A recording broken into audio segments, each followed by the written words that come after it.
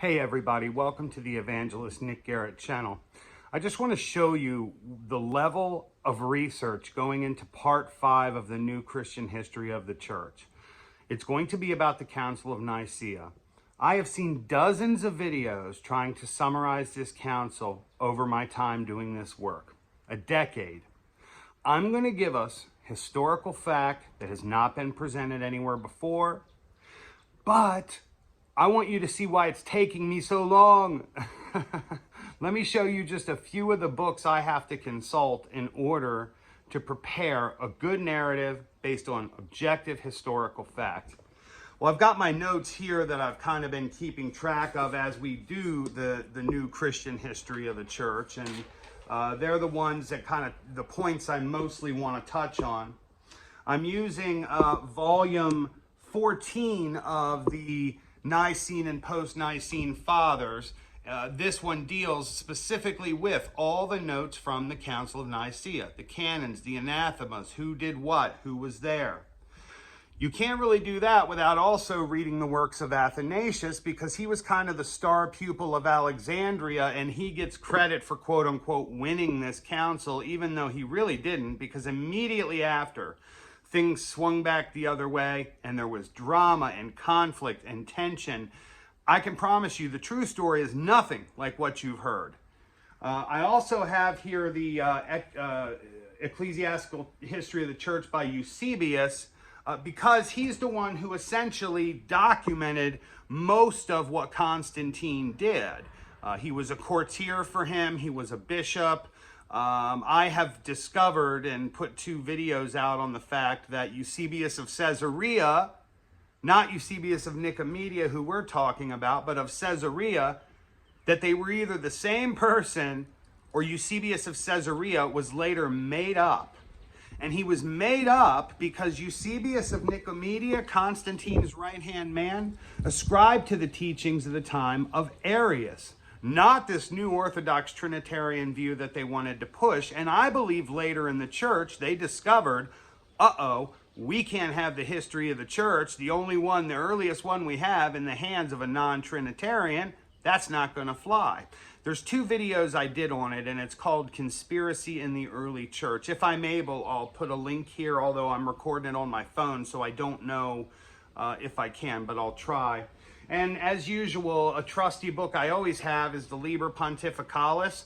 This book is mostly full of crap, but like I always tell people, you look at the small writing on the bottom, that's all footnotes from the editors who have picked this book up over the centuries, where they say, hey, we know this isn't true because of X, but when we read Y, we see that it was said because of Z, and therefore we know that the answer must be A.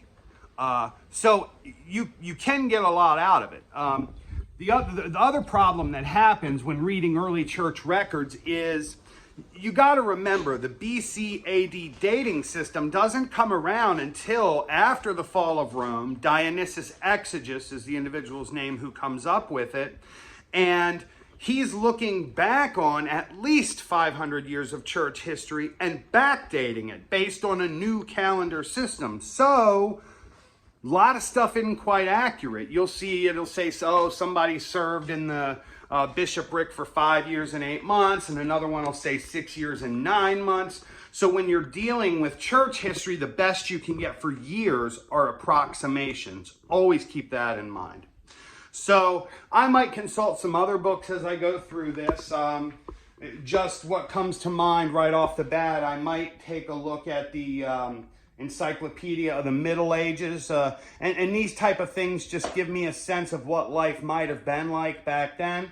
I will consult the Bible, because the books I'm reading from this set, my set of the Nicene and post-Nicene Fathers, are always going to make references to scriptures. So naturally, I'm going to go consult those scriptures.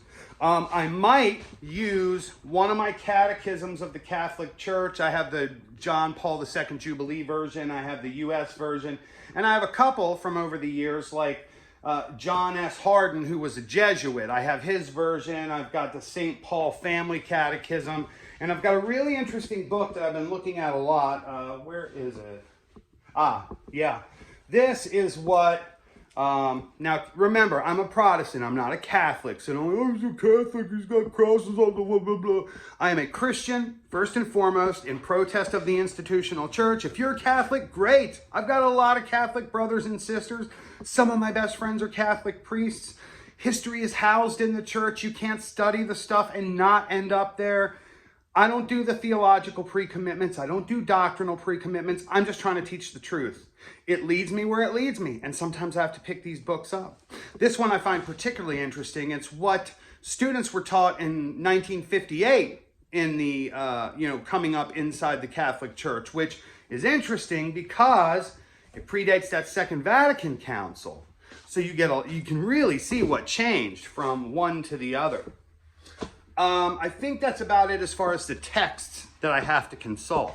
But then I have to take those texts, mark the key points to be made, and put it into a narrative story that's going to be interesting to viewers. So it's not easy, but the story itself is absolutely fascinating, so it shouldn't be too hard to make something out of it. But I wanted to touch base with you guys because I haven't put something out in a while just to say hi to the members. You know, you're the ones funding this whole deal, so you definitely deserve to know what's going on, what I'm working on, what it looks like. Been pretty busy. We are 4 parts into the new Christian history of the church. Also on Sunday, I did a Sunday service, and I kind of like that, you know. Also working on the potential of a podcast with an individual I met at Honeycomb Podcast, Christianity in Black and White.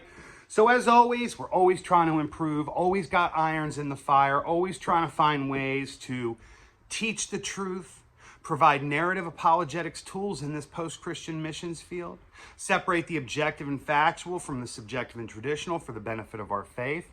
If you're new or you haven't been on this journey with me, come along. Doesn't matter what denomination you are, you're not going to be judged here.